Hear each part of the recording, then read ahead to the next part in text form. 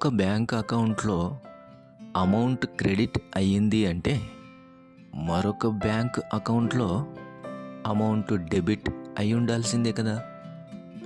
అవును, కష్టపడి సమయాన్ని వెచ్చిస్తేనే కదా సంపాదన దొరుకుతుంది. సంపాదించిన దాన్ని వెచ్చిస్తేనే కదా సదుపాయములు దొరుకుతాయి. అవును, ఏదైనా ఒకటి లాస్ అయితేనే ఒకటి ప్రాఫిట్ వస్తుంది. గనుక ఎక్స్పెన్సివ్ చేయాలి, ప్రాఫిట్ పొందాలి. ఉదయాన్నే ఏమిటి ఫినాన్షియల్ థింగ్స్ అనుకుంటున్నారా? అవును, భూలోకమందు ఈ రకమైన లావాదేవీలు జరుగుతూ ఉదయం మొదలుకొని సాయంకాలము రాత్రుల కాలంలో కూడా ఆగకుండా ఈ క్రెడెన్షియల్స్ జరుగుతూ ఉంటే, ఈ లావాదేవీలు జరుగుతూ ఉంటే మరి పరలోక సంబంధమైన లావాదేవీలు కూడా జరగాలి కదా. నీ పరలోకపు అకౌంట్లో కొంతైనా అమౌంట్ క్రెడిట్ అవుతుందా? ఎప్పుడైనా బ్యాలెన్స్ చెక్ చేసుకున్నావా? అది జీరోగా ఉందా, లేదా ఏదైనా కొంతైనా అమౌంట్ డిపాజిట్ అయ్యిందా? జాగ్రత్తగా మనం చెక్ చేసుకోవాలి. దైవ గ్రంథంలో ఇలాగూ రాయబడి ఉంది. మత్తయి సువార్త 5వ అధ్యాయము 11-12 వచనాలు. నా నిమిత్తము జనులు మిమ్మును నిందించి హింసించి మీ మీద అబద్ధముగా చెడ్డ మాటలెల్లా పలుకునప్పుడు మీరు ధన్యులు, సంతోషించి ఆనందించుడి, పరలోకమందు మీ ఫలము అధికమగును. ఇలాగున వారు మీకు పూర్వమందుండిన ప్రవక్తలను హింసించిరి. చూసారా, అక్కడ చెడ్డ మాటలా, ఇక్కడ ధన్యత. అక్కడ లోకంలో మిమ్మల్ని హింసిస్తున్నారా? అలాగైతే పరలోకములో మీకు ఫలము. కాబట్టి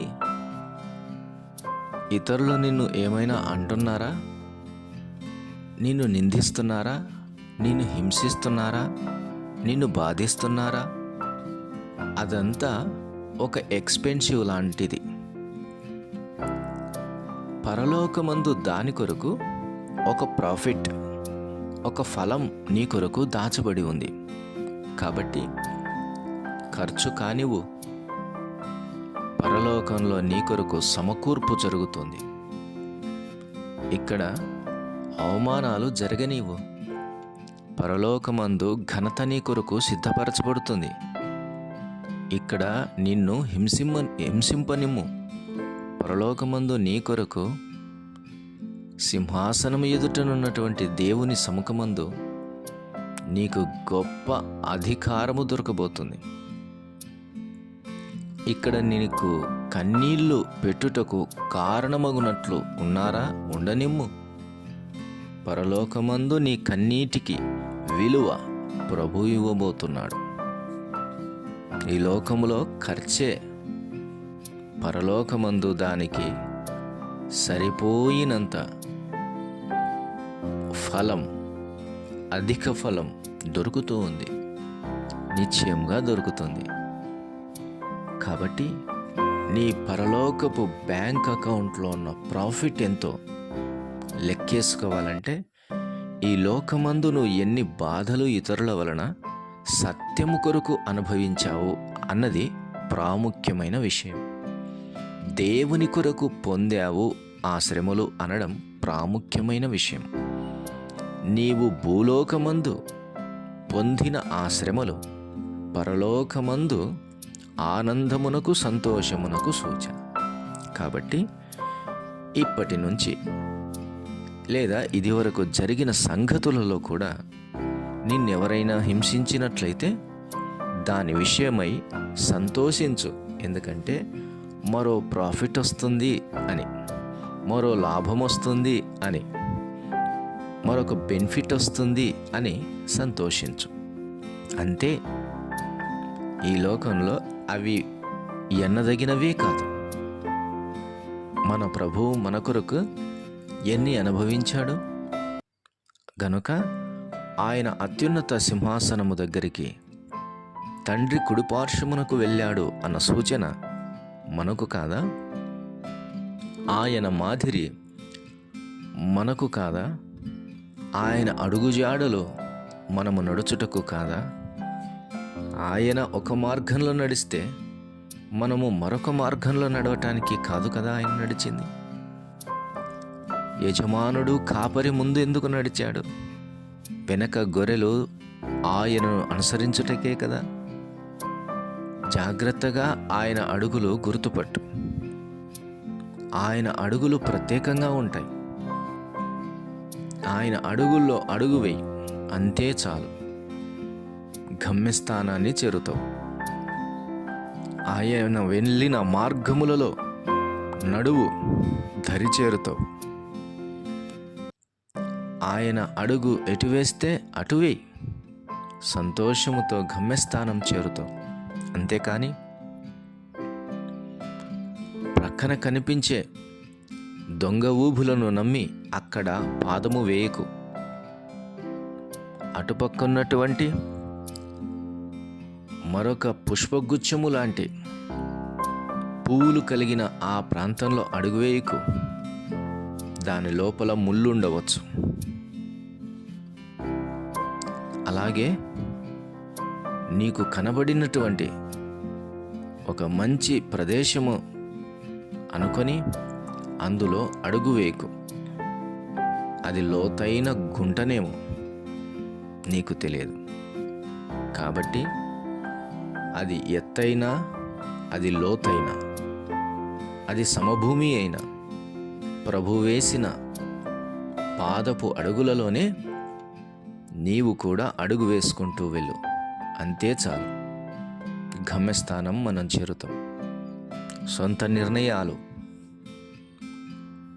అవివేకపు ఆలోచన చేత తీసుకోవటానికి ఎన్నడూ నీవు సిద్ధపడొద్దు. నడిపించువాడు దేవుడు, నడవటం నీ బాధ్యత. అంతే. నీ యజమానుడు ముందు వెళ్తున్నాడు, నీవు వెనక వెళ్తున్నావు. ఆయన అడుగు జాడలలో అడిగేస్తూ సాగిపో అని ఆత్మస్వరూపి అయిన దేవుడు నీకు బోధిస్తున్నాడు. ఇదే మార్గం, ఇదే నీ ప్రభు వెళ్ళిన మార్గం, ఇందులో నీవును వెళ్ళుము అని వెనక నుండి ఒక స్వరం నీకు వినబడుతుంది. ఆంతర్యంలో ఉన్నటువంటి సంఘర్షణకు అతి సులువైన సమాధానం దేవుడే నీకు తెలియచేస్తాడు. సాగి వెళ్ళుము. అటు ఇటు చూడకు. రంగుల వలె కనబడతాయి, కానీ అవి మోసకరమైన ఆకర్షణలు. ఎవరిచ్చు నీళ్లు తాగకు. ఆయన ఇచ్చు నీళ్ళే త్రాగి ముందుకు సాగిపో. నీ ప్రభువు నీ మంచి కాపరి. ఆయన చేతిలో దుడ్డుకర్రయు రాజదండము ఉండును. అవి నీకు ఎంతో అవసరమైనవి. పగవాని చేతిలో ఎంతో బహుమానములు కలిగినటువంటి స్థితి కనపడవచ్చును, కానీ వాని రెండవ చేతిలో ఖడ్గం ఉంటుంది. నీకు తెలియదు. జాగ్రత్తగా ప్రభువైపే సాగిపో. ఆయన చేతిలో కర్ర ఉన్నా, దుడ్డు కర్ర ఉన్నా, దండమున్నా, ఖడ్గమున్నా భయపడకు. అది నిన్నేమీ చేయదు. ఎందుకనగా అతడు నీ యజమానుడు. పరాయివాని చేతిలో పూలగుచ్చములు ఉన్నా భయపడాల్సిందే.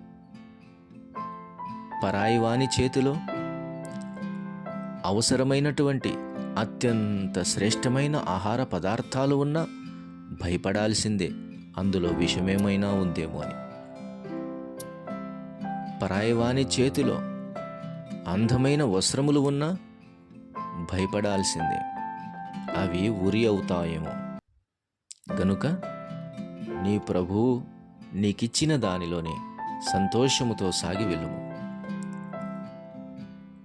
అదే ఈ లోకమును దాటించే ఒక సూత్రం. ఈ లోకములో సాగిపోవటానికి ఒక మ్యాప్ లాంటిది. కాబట్టి నీ ప్రభువు ఎలాగు నడిచాడో అలాగు నడుస్తూ సాగిపో. భయపడకు, ప్రభు నీకు తోడై ఉన్నాడు. ఈ లోకములో నిందలు, చెడ్డ మాటలు, ఇవన్నీ నీ మీద అబద్ధ మాటలు, హింస జరిగినప్పుడు నీవు చేయాల్సిన కార్యం సంతోషం. సంతోషం. పరలోకమందు నీ ఫలం అధికమవుతుంది అనటానికి అది ఏ సూచన? కాబట్టి ఈ విధముగా నీ జీవిత యాత్రను సాగించుము. దేవుడే నీకు తోడై ఉంటాడు. మంచి సమయములను దేవుడు నీకిస్తాడు. ప్రభు నీకు తోడై ఉంటే ఎలాంటి అరణ్యమైన మార్గమే. ప్రభు నీకు తోడై ఉంటే ఎలాంటి స్థితి అయినా ఆనందమే. గనుక ఆయన వైపు చూసి సాగిపోవాలని ప్రభు పేరట మనవి చేస్తున్నాను. అట్టి కృప దేవుడు మనందరికీ దయచేయునుగాక. ప్రియ తండ్రి, స్తోత్రం. మాటలను దీవించండి. విన్నవారి హృదయాల్లో కార్యం చేసి మహిమ పొందుమని క్రీస్తు యేసు నామమున అడుగుచున్నాము తండ్రి.